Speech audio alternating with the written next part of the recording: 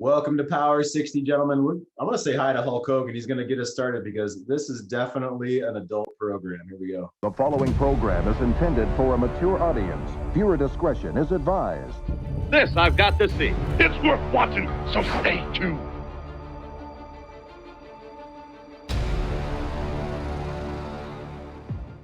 And awesome. Welcome to Power 60, guys. I'm Rob Piotrowski with New Man Rising, filling in for Jeff Ellen tonight from Great Men Move Mountains. Yeah, tonight I just kind of want to hit on you guys. I think, Aaron, we touched on that a little the other night. But just some wins that you've had this week and some challenges that you're facing this week, or some challenges that you're facing in life altogether.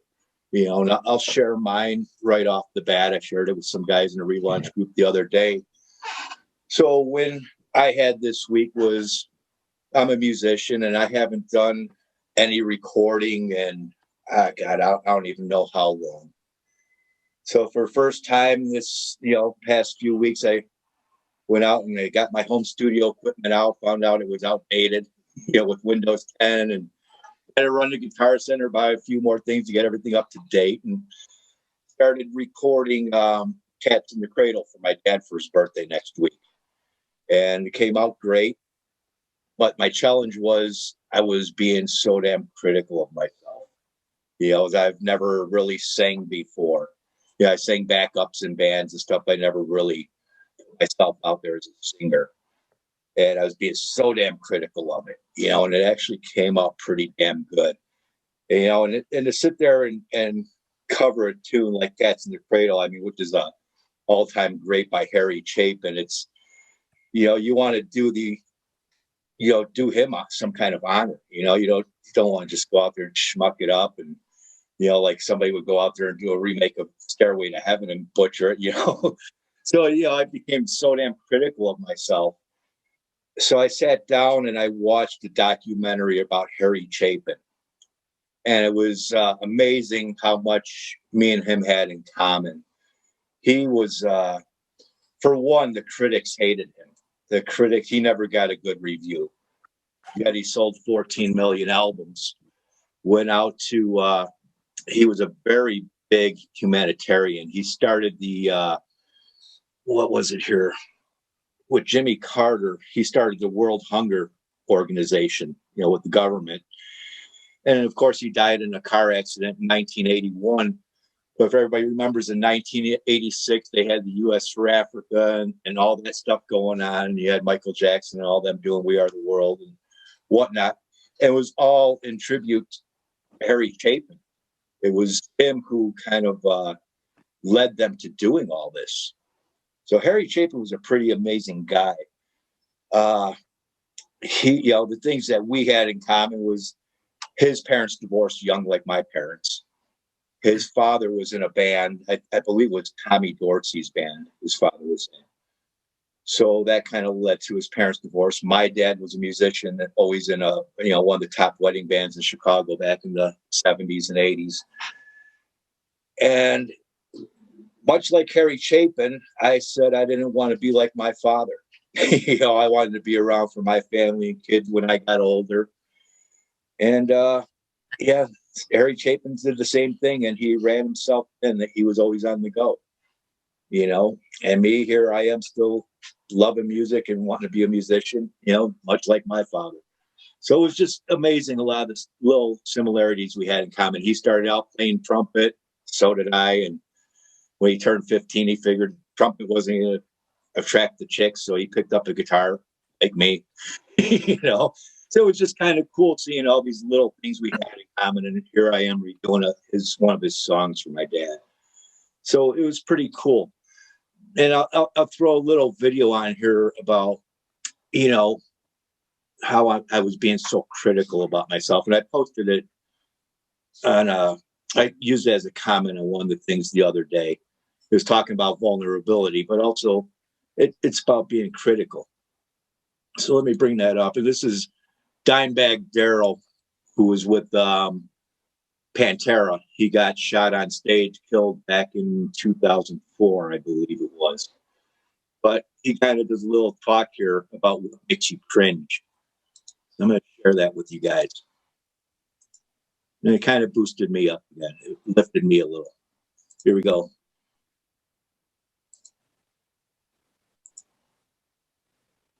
I've known this for years, but I still have trouble battling with this thought in my head, thinking that others are going to know what little crack or crevice makes you cringe, thinking that others are going to hear what you hear that makes you cringe. Well, little do we realize, it's hard to realize that what may sound like a squeaky, out of tune, fucking irritating violin to someone sounds like the most serene, beautiful tone of a fucking saxophone, beautifully in tune in the moonlight. You know, just so sassy that can sway you and really make you feel fucking great. So what's a little imperfection to the man who made it might be the fucking one little thing that's always pointed out by one of my close friends like Johnny Biggs when we're jamming to a track, and he points out this little squeal or this little quirk thing, and I'm like, oh, does that make you cringe too? No, that's the coolest thing. I never thought Mick Jagger was a great singer. I never thought Bob Dylan was a great singer. Matter of fact, I thought he was one of the worst singers I've ever heard in my fucking life. And multi-millions later, you know, he gets his point across, and you feel his emotion, and how you gonna get around that, you know?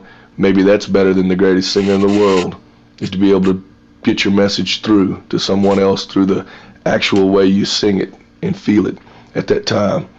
Guarantee he doesn't sit down all day and all night working his balls off over the coals trying to perfect some lyric. You know what I mean? If that's the case, if this is what it's come to in this day and age, why don't we all just sample our voices, our instruments, and our drums, and just put them in a fucking computer and type in the notes and fucking timing and everything that we want to play, and just let it do the work for us? What the fuck?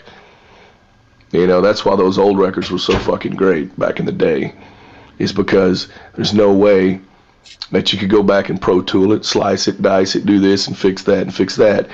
All the imperfections were left there, but really they weren't imperfections. Truly, those were the most honest.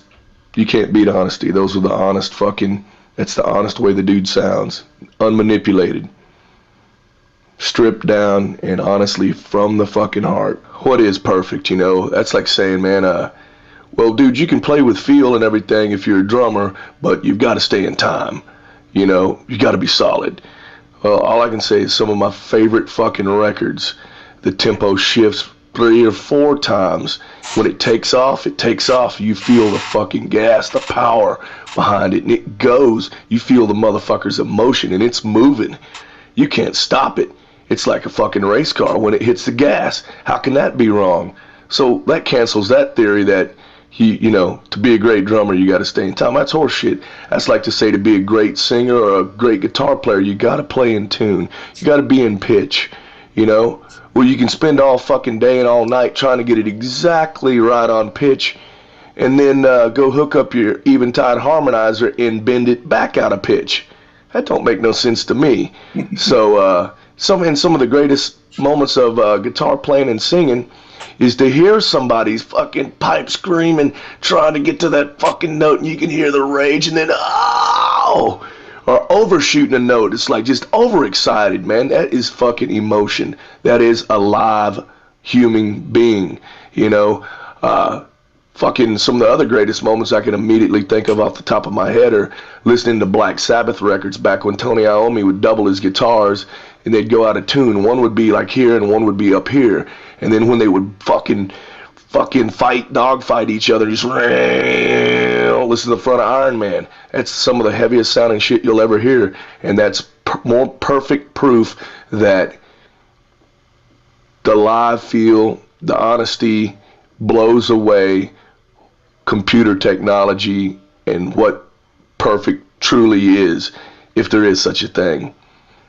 I'm against it all, man. Let it fucking all hang out, bro. So, bottom line, embrace your imperfections. You know, and that's what I had to learn, was embracing my imperfections. I ain't a singer. I'm not Harry Chapin. I'm not trying to bust the Billboard charts with what I'm doing for my dad. It's something from my heart for my dad that I'm doing. And I had to embrace that imperfection. And it came out great. You know, it came out great. And I give it to my dad, send it to my dad Monday for his birthday. And I'll post it on the Facebook page too, a Great Men Move Mountains, so you can take a look at what I did. But for every person that's going to not like your imperfections, be 100 that people that will, because it's honest. It's you. It's the truth. You know, it's not you going out there being some robot trying to be this perfect fucking thing. You know, so there's a great message in that. Even though it was about music and recording, there's a great message behind it in life. You know, embrace your imperfections. You know, that's people are going to feel that out of you. So I'll jump around. You know, I'll hit Patrick up first, if you can talk, Patrick. You know, what was a win you had this week, and what's the challenge that you're facing? Oh, no real wins, Rob. Just same old, trying to keep my son here. And, I suppose we did. We made a bit of progress with his counselling and what have you. But apart from that, it's just soldiering on, basically. No, if you're making progress, that's a win, making progress. You know? Yeah. Don't know how many more sessions we're going to need. Anyway, it'll be what it'll be. The need will be met, and he'll come out the other side. Mm-hmm. Definitely. And is that still the challenge you're facing ahead? Well, until he stops his suicidal ideation and stuff, until he sees a way forward, yeah. Okay. But, he's working, and the counsellor said she's never seen anybody so well go to work. But anyway, that's what he's doing. So that's a plus. Beautiful. So it's just I mean, I don't want to have a pity party. It's just it is what it is, and you just got to deal with it day by day. But I am getting exhausted. Yeah. I've got to start practicing a bit of self-care, I think. There you go. Yeah, definitely take some time to yourself. Definitely take some time to yourself and to your needs. You know, I mean, that could be overwhelming. That could definitely overwhelming. Then you got anything in plan to, go out and tend to some of your needs, just do something for yourself? I haven't. Well, I'm involved with a walking group, which is some old codgers like ourselves. We just go for a 8K walk 3 times a week, and I talk with a 84-year-old farmer most of the time, who's hard case, and he's got a bit of down home wisdom and shit. So that's good. But apart from that, last week we went out in the boat, and my son was wakeboarding and what have you, so I gave him a break for 2 or 3 hours, tired him out with one of his friends. So I don't know what he's got planned this week, but anyway. Okay, so I'm not too familiar with New Zealand. So do you have lakes there, or were you out on the ocean, or what was the deal? We've got where I am. There's a small lake about 7 minutes away. It's not big. It's probably a couple of acres, but it's enough to get on the board. And there's an hour in each direction, north or west, east or west. I can be at the ocean, and the city I live in's got a river going through it, so I can get the boat on that. And there's a dam about 30 minutes away. We can go there. So beautiful. All right, awesome. Yeah, thanks for sharing that, Patrick. Thanks for sharing that. Yeah, Justin, you want to go next, or when you had this week, challenge you're facing that you want to get through? Oh, I would say not a real big win, but I don't know how many on here have read the book The Unchained Man, but I'm in the middle or just getting close to halfway done with it. But it's really opened my eyes to some other possibilities, of running your life, and how you don't, we're kind of stuck in the way society thinks we ought to be, and not necessarily living a happy life that we really would like to be living. And I've got troubles in my marriage, and I've worried about them and obsessed about them, and couldn't see a future beyond, my current marriage. If it failed, how horrible that would be. But that reading this book really gives me hope that, if my marriage does fail, there's a lot of different possibilities out there for me, and might even be better than the situation I think I got right now. So I think it's really opening my perspective and seeing other possibilities out there if things don't go the way I had envisioned them, I guess. So, yeah.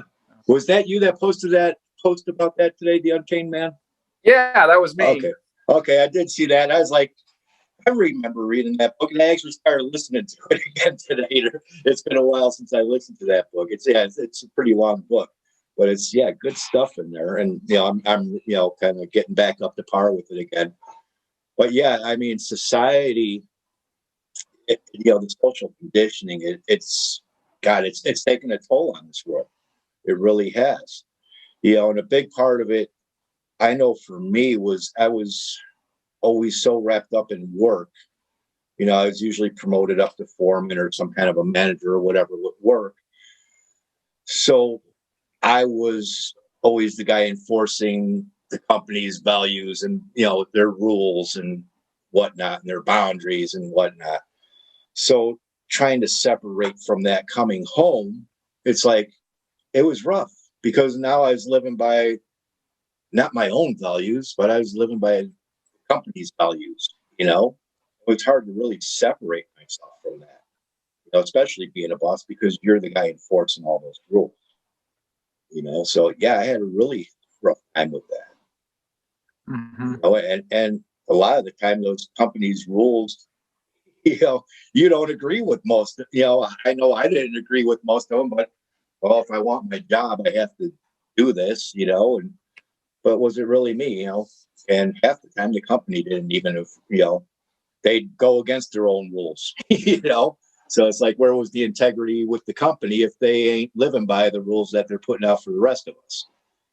So it really, gives you a rough time understanding integrity and all this stuff if the company ain't living by their stuff, but they're pushing it on you, saying you have to live by it, but we don't have to, or the company, and if you want your job, you're going to do it. So, it gives people it makes it rough for us to understand integrity and really dig into our own values when we have to live by someone else's for the sake of a paycheck, Mm-hmm. Really rough. So, but thanks for bringing that up on that post today about The Unchained Man. I was like, man, I forgot I had that in my Kindle here, so I'm giving it a re-listen again. I actually listened to it for about 45 minutes after I seen your post earlier today. Yeah. So, so thanks for that. Uh-huh. Awesome. So what kind of a challenge are you really facing right now? Just trying to break the mold from the social conditioning, or? Yeah, and just trying to, some of the challenges I have is just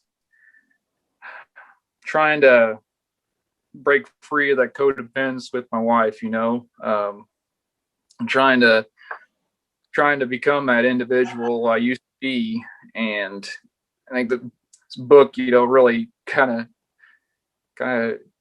of opens my mind back up to, I was more, they talk about it in that there's beta man, who's basically a nice guy, and then you got the alpha 1.0 and 2.0, and I think, in my early 20s, I lived as a more of an alpha 2.0, and then I settled down, got married, and kind of bounced around between alpha 1.0 and a beta, and kind of lost myself, and really started adjusting myself to fit what I thought my wife wanted me to be. And the more I did that, it seemed like the more she didn't like me. So it's, or, she, I was going to say, in the whole era of Me Too and toxic masculinity and stuff, we're sitting there questioning ourselves. Am I supposed to be acting a different way to appease women? It's huge. It really it's almost like, shaming the hell out of us for being men, when half of us we're perfectly fine the way we were, but we felt we had to change because we didn't want to be looked at a certain way. And it really didn't work out for us, Mm-hmm. So, but no, continue. I know you're saying something there, Justin, when I broke in on that. Yeah, where was I going with that?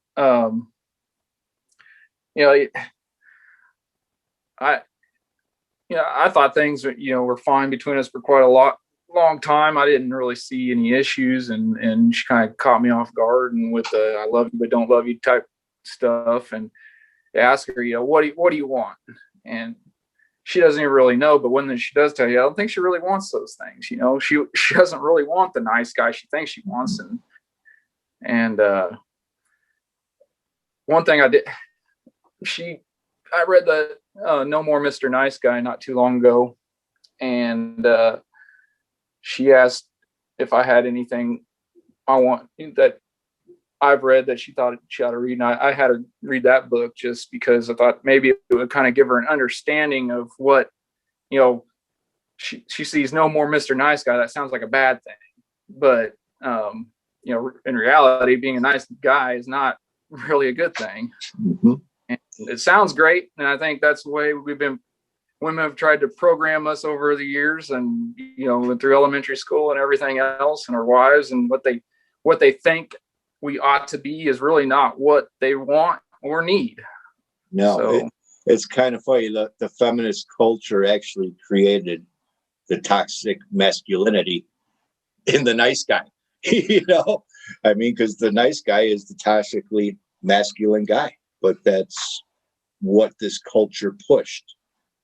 Here we are all struggling now, and the social conditioning thing. They got exactly what they were, what they're not attracted to. Exactly what they got out of it. The whole, participation trophy thing, and the whole, be nice to the girls, and sensitivity training at work and all this stuff. It's like, am I supposed to be a man, or am I supposed to start coming to work wearing a dress? I don't know anymore. Yeah. So it's, you're so afraid to even say anything at work. It's, but I just started learning, be me, and if people don't like me, if I'm going to get fired from a job for being me, then so be it. I probably ain't going to be happy in a place where I can't be me anyway. That's the realization I've come to in life. So, but I do not have any desire to ever go back as a boss again. Never. Yeah. Go in there and tell me what to do and let me go home after my 8. It's kind of where I've resorted to in life. I think life would be a lot easier that way. But yeah, thanks for sharing all that, Justin. Thanks for posting about that book again today. Can I ask you a question, Justin? Sure. So what did you think about the part of that book? I read that book a while back, and it struck me in 2 different ways pretty hard. One was I thought I hated it in one way. And in one way, I thought I learned some stuff from it. And the thing that I hated about it was that it was this guy and his, how you have to have this tiered group of women.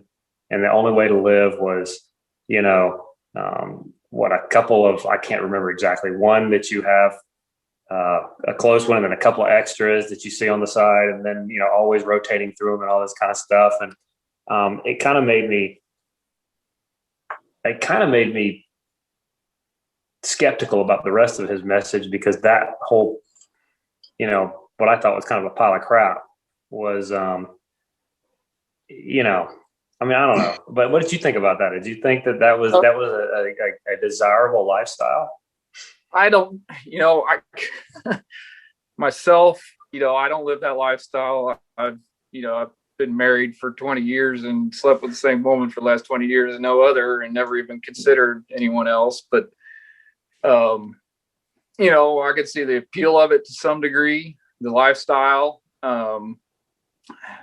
Maybe it's not everyone's cup of tea, but I think, when I was reading it, kind of, also talking about what we consider societal norms and the way we should be in our programming is, for the most part, we're programmed, you find that one right person, you marry them, stay with them for the rest of your life. And is that going to work for everybody? Probably not.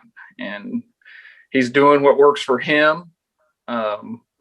As long as he's doing it and not hurting anybody, if they're all in agreement, if he can have 3 different women and they all know about it and they're okay with that, power to him to live the life he wants to live, I guess. It sounded exhausting to me, but he talks about trying to avoid drama in the book, but sounds like that would be a huge drama. Sounds like he sets himself up for the worst. And then I don't know if you finish it or not, but towards the end it changes to an entirely different book about how to get things done. And the book was a little bit all over the place, but the part about this is, society, how society kind of pushes, us into a corner and that sort of thing. That stuff was pretty spot on. I think after about halfway in the book, he started kind of just wandering around in random ways that you kind of had to really pick your morsels of, wisdom out of that book, because it was just so all over the place after that. But there's a ton of other books that you'll read, these, various guys will tell you that are much, much better than that one. But that one was, and they all cover kind of the same stuff, from different angles. So keep reading.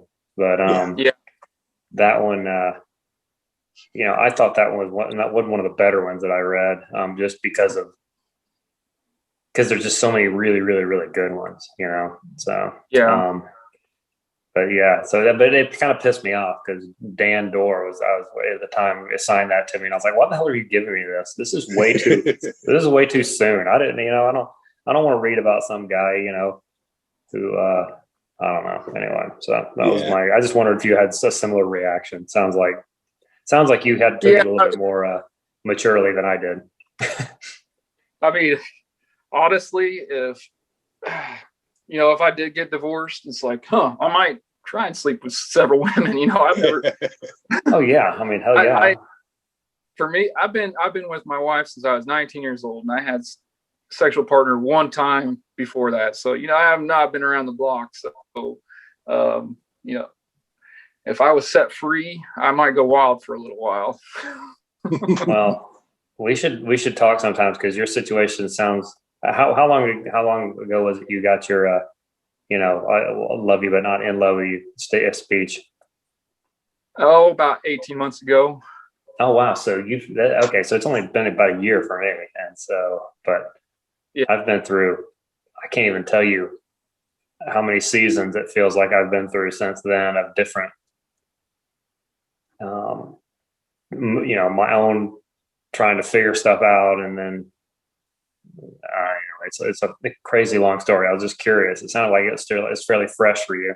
So it's just. Well, go ahead, Justin.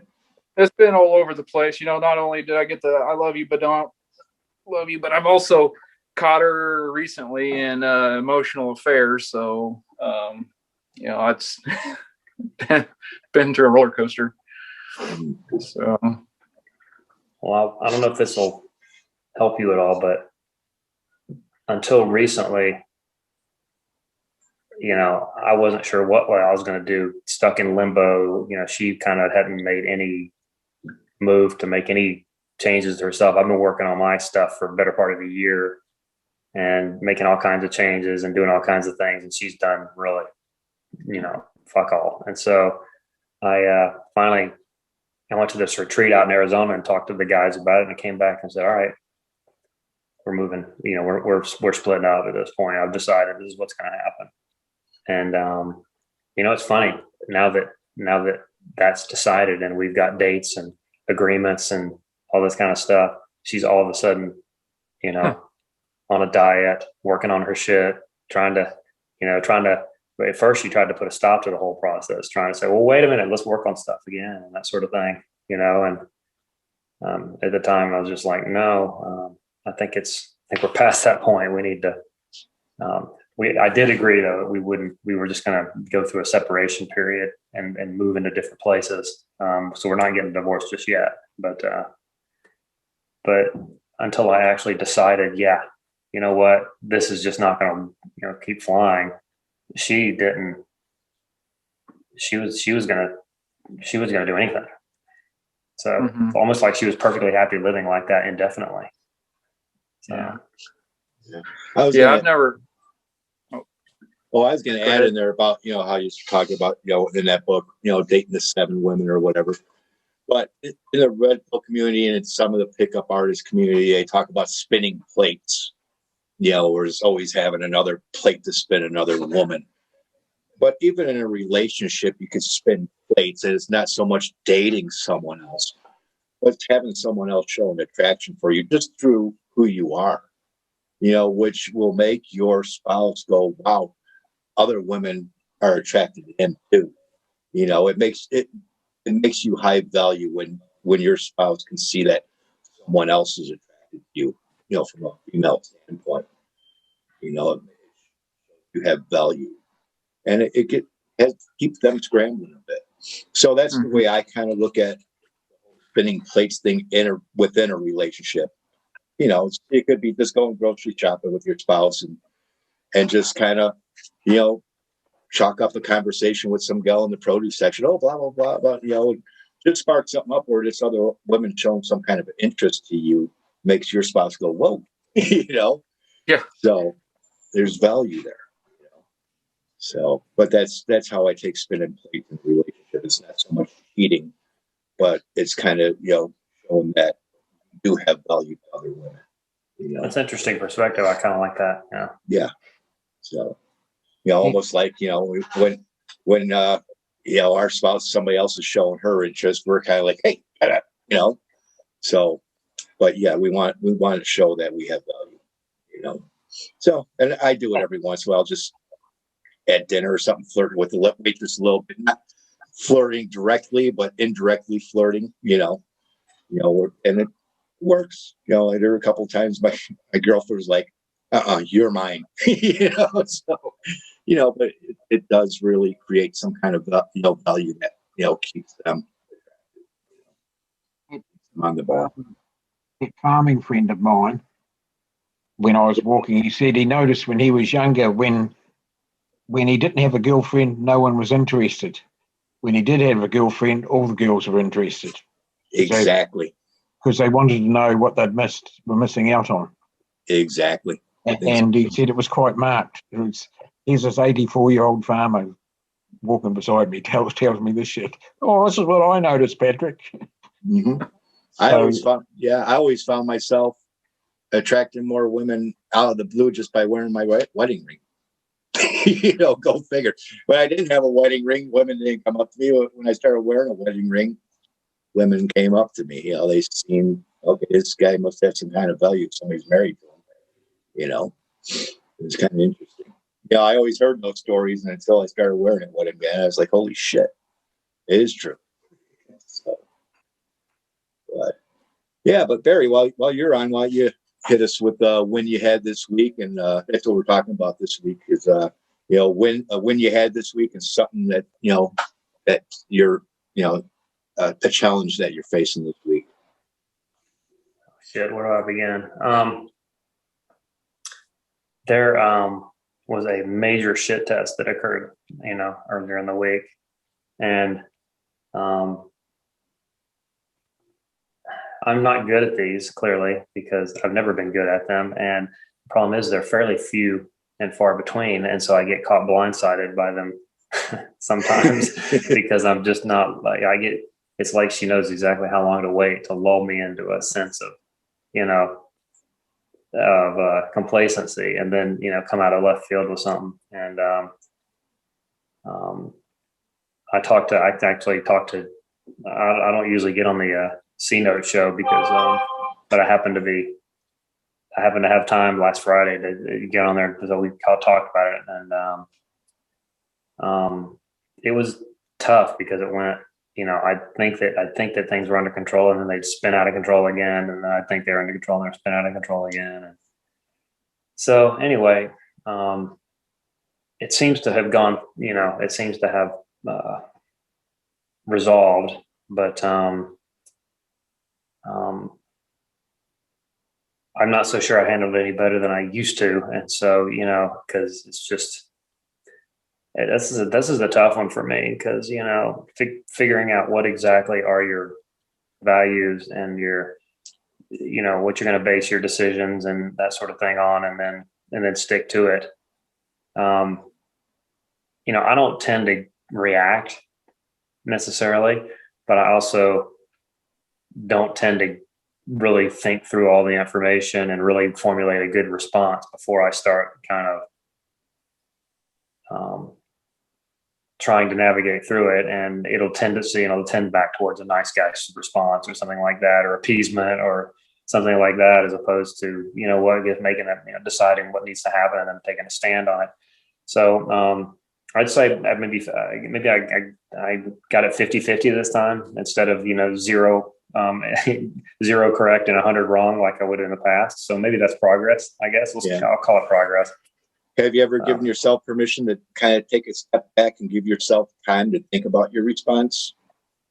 Yeah, in fact, I did go away a couple of times during the process and think about things. And the problem is that, you think through what you think is all the different angles. And then the second you re-engage, there's a new angle. You're like, well, damn, now I got to go away again and think about that. And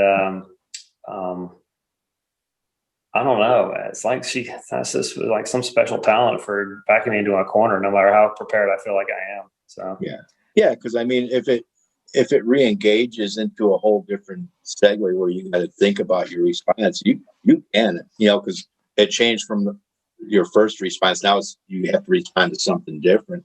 So you can sit there and say, well, let me think about that. Yeah, I know. I feel like I need to get better at it. The problem is that it doesn't happen very often. And big plus, Barry, is you recognise it was a shit test. Okay, so yeah, if that's the low bar we're going to set, then yeah, I was pretty good because I recognized it right away. No, it's not a low bar, but maybe before the work you didn't recognise what was going on. You're just going, oh, this is another. No, you're right. Before the argument. Before the work, this is another bloody argument that you'd go to the old way of working. Now you're going, this is a shit test. I need to have a response. Mm-hmm. Oh, that response doesn't work. I need to work on my responses. So you've advanced. You've advanced heaps to where you were. Well, I definitely have better tools, I guess, to work with. I understand a little bit about things that, and in this case, it was mostly not about me, which I recognize, but it was also, kind of dropped in my lap to deal with on her behalf. And if I failed to deal with the issue on her behalf, then I was a bad guy, even if I didn't really agree with the response that she thought I should give. And so it took a little bit of thought to parse out being supportive of her point of view without agreeing with her point of view. And so that's really what it came down to. And so I ultimately decided, you know what, her feelings are her feelings. I can certainly bring, on her behalf, I can bring her feelings, which I thought, she should just do it herself. But, bring her feelings to the third party who had, been the cause of the issue, while not, while still saying at the same time, hey, I didn't really have a problem with what that person did, but I see that you did, and therefore I will, address that with them on your behalf. But I'm not going to agree with you. It's not going to change my mind that I agree that, with anyway, that's a long story, and I don't really want to go into it again. But but I was able to kind of finally parse out between, I didn't feel like it was inconsistent with my values to kind of in some way go to bat on her behalf, just because, sure, you hurt, this person hurt her feelings, and I can address that, and ultimately she ended up addressing it with the person on her own. But the fact that I was willing to actually say, all right, you know what, I'll talk to him about it and let him know that it bothered you, and but that's as far as it's going to go. And so, and that seemed to be adequate. But, you know, and at first she was trying to get me to take ownership for it and say that, okay, well, no, wait a minute.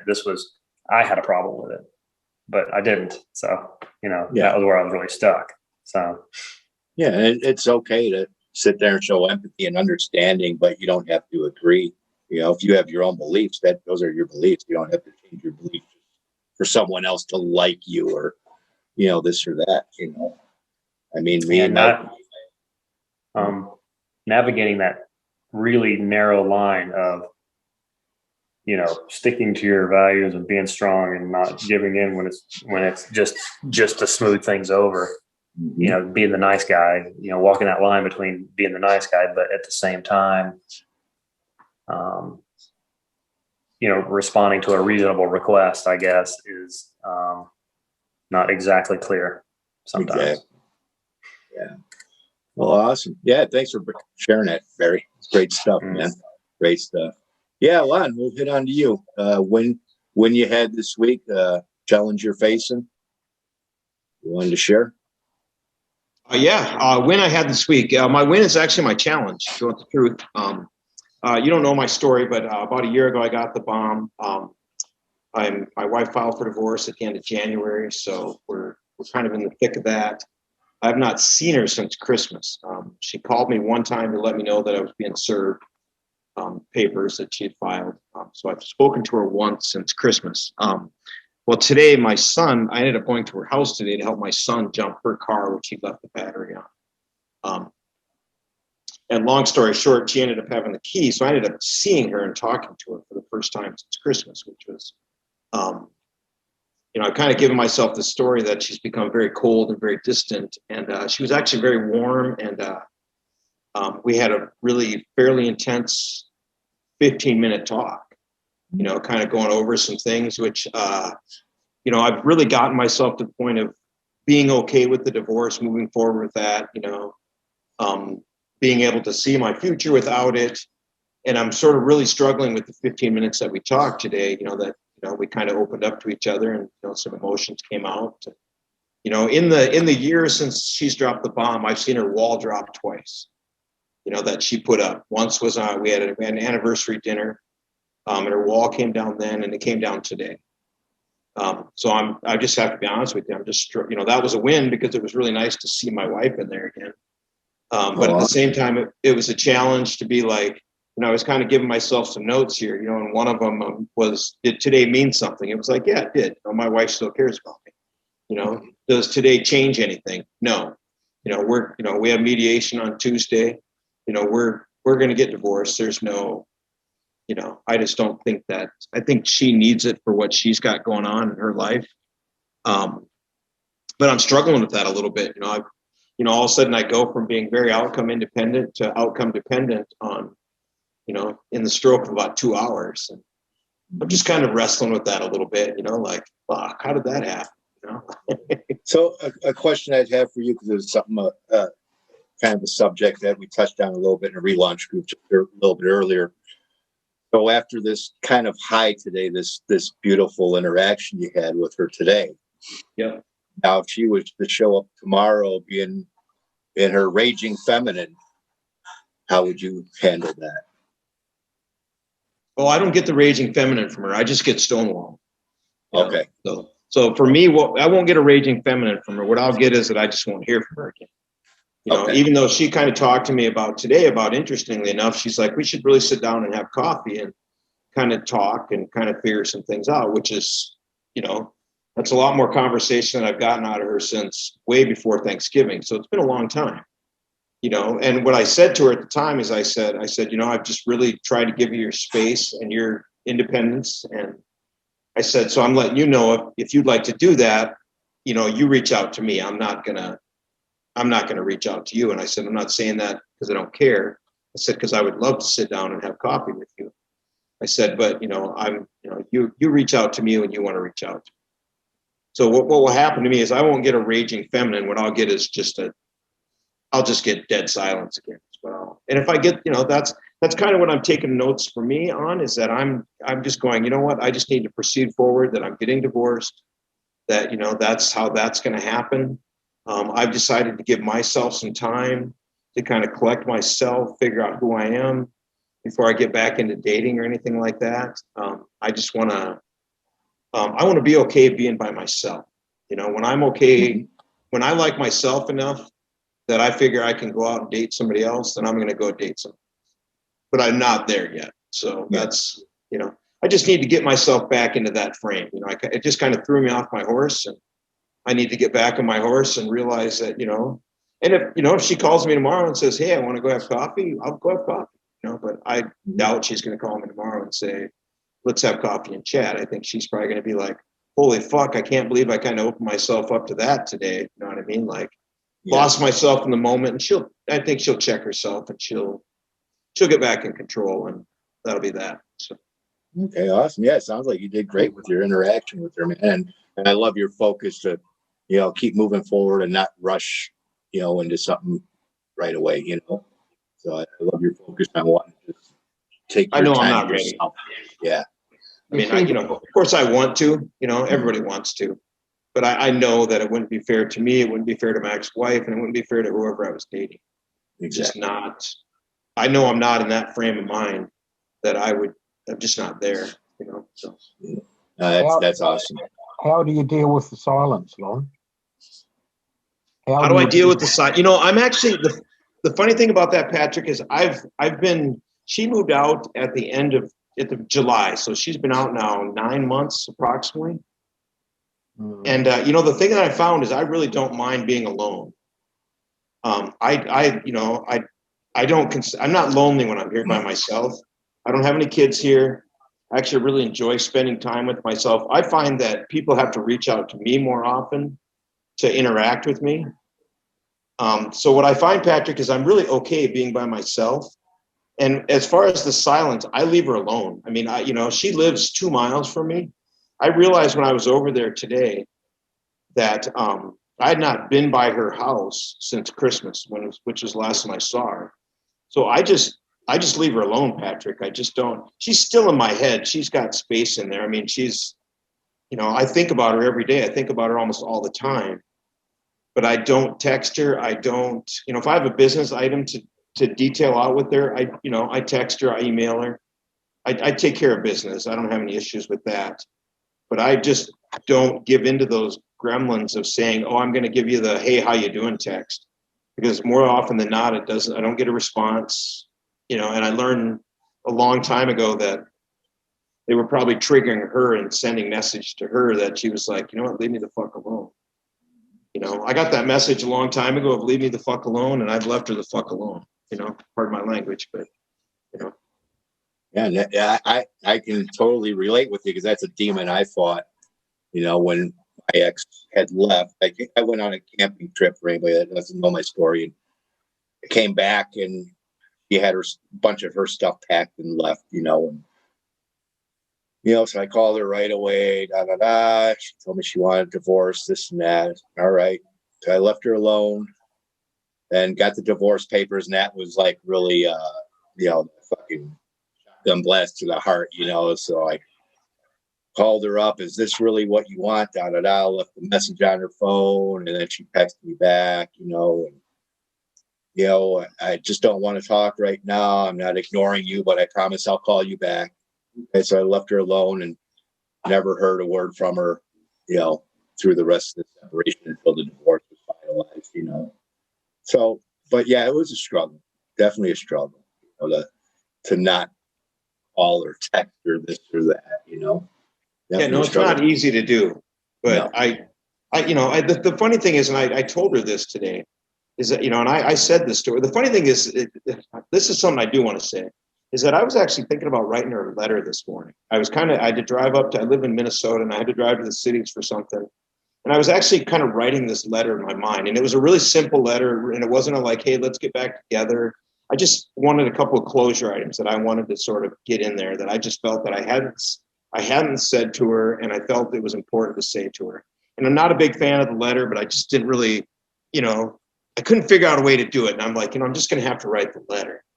Because I said, well, when am I ever going to have a chance to say these things to her? You know, I haven't seen her in 4 months.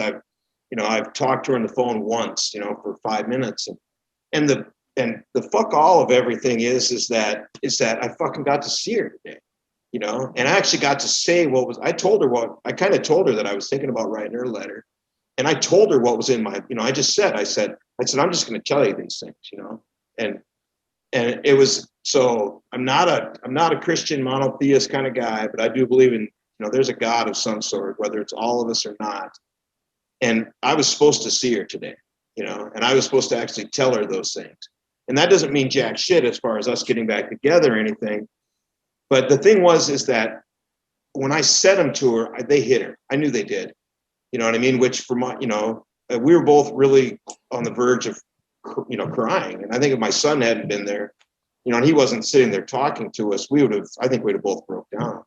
Mm-hmm. But it was just amazing for me, the fact that I got the chance to say it, because I'm not sure I ever would have got the chance, you know what I mean? And so for me, it was sort of this weird, powerful, like, wow, that was pretty weird, and I'm kind of dealing with that a little bit, trying to sort of process that whole, like I said, I always believe things happen for a reason, and, that today, whatever that was, happened for a reason, whatever. And I haven't quite quantified it yet. And I may never quantify it, but I'm just trying to process that, so.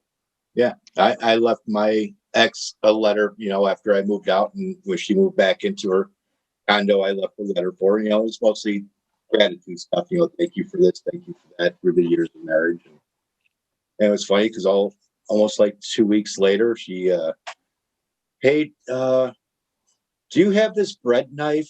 Do you have and then 2 weeks later, it was a potato masher. I'm like, somebody that never ever cooked a meal is worried about a bread knife and a potato masher. It was every 2 weeks was something after the divorce.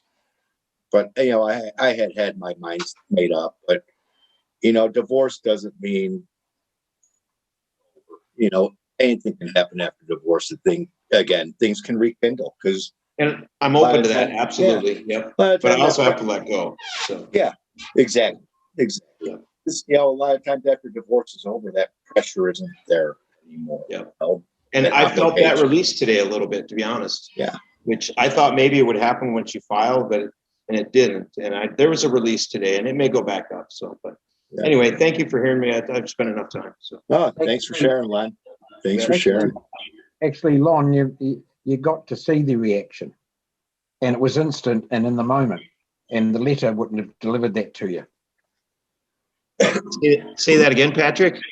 You got to see the reaction, and it was. I got to see my wife today. Yeah, I haven't seen my wife since July 12th. No, her for real. I got to see her today. That was great. So yeah, but you got to see the reaction.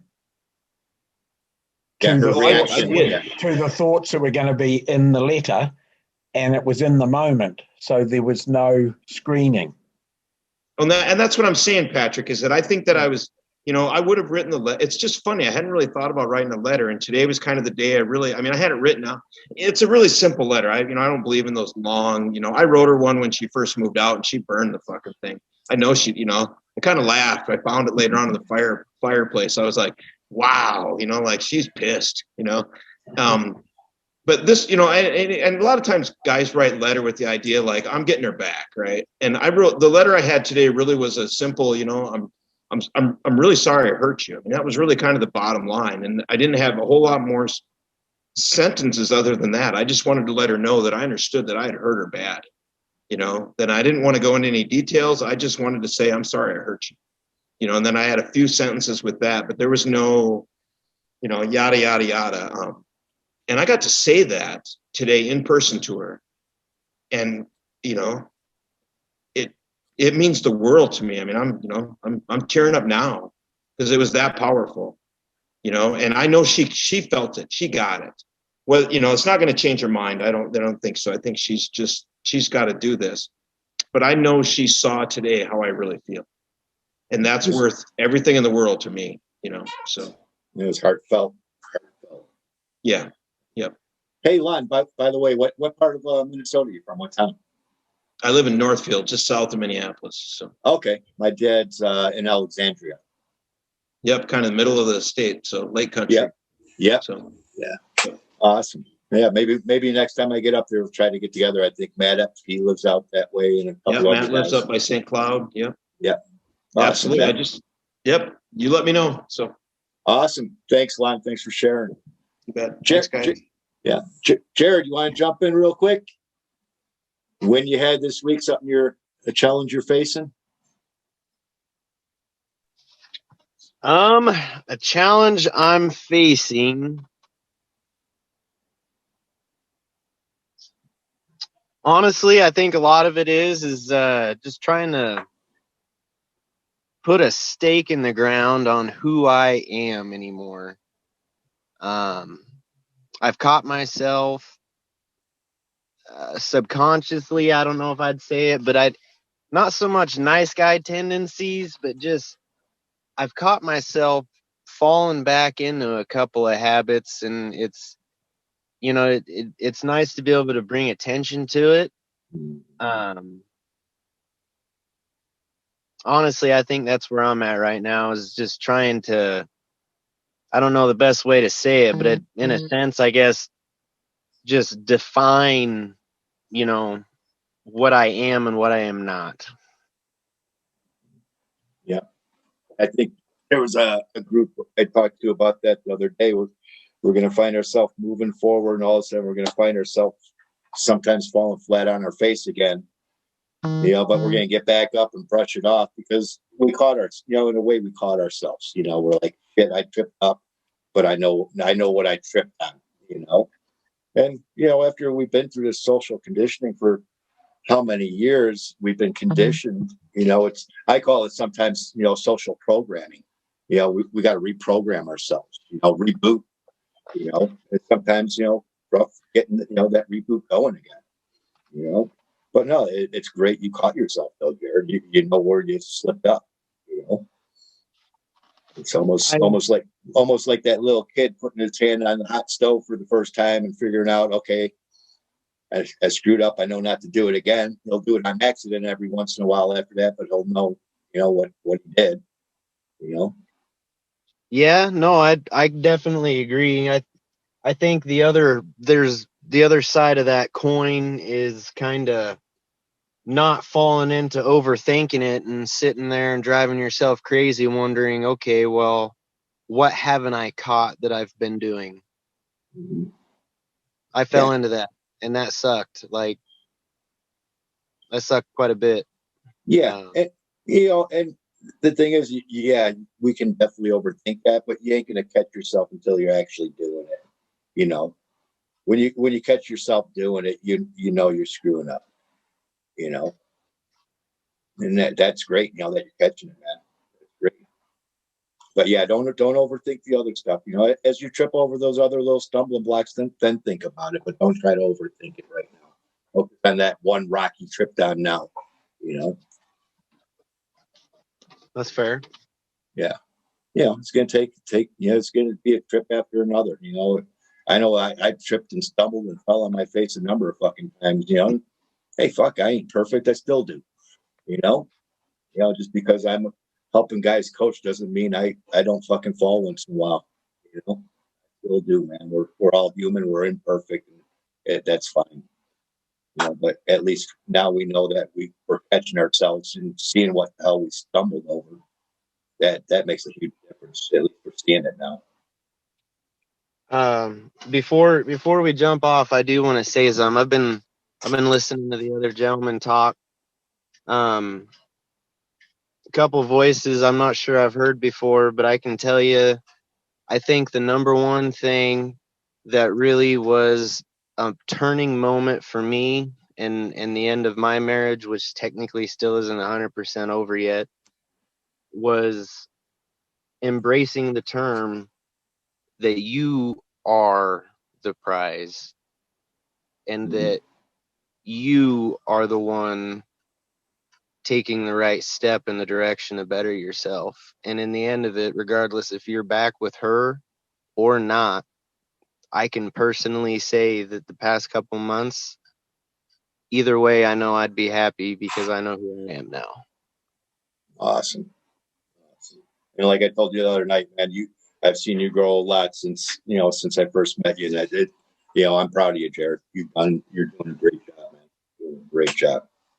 Well, thank you. I appreciate it, man. A lot of that's from you guys. So bravo. Awesome. All right, guys. Yeah, it's going to be it for tonight. I'll probably be on the C-Note show tomorrow, and then Friday I head off for a nice turkey hunting trip for the weekend. So I'm looking forward to that. First hunting, outing for the year. So I'm all excited.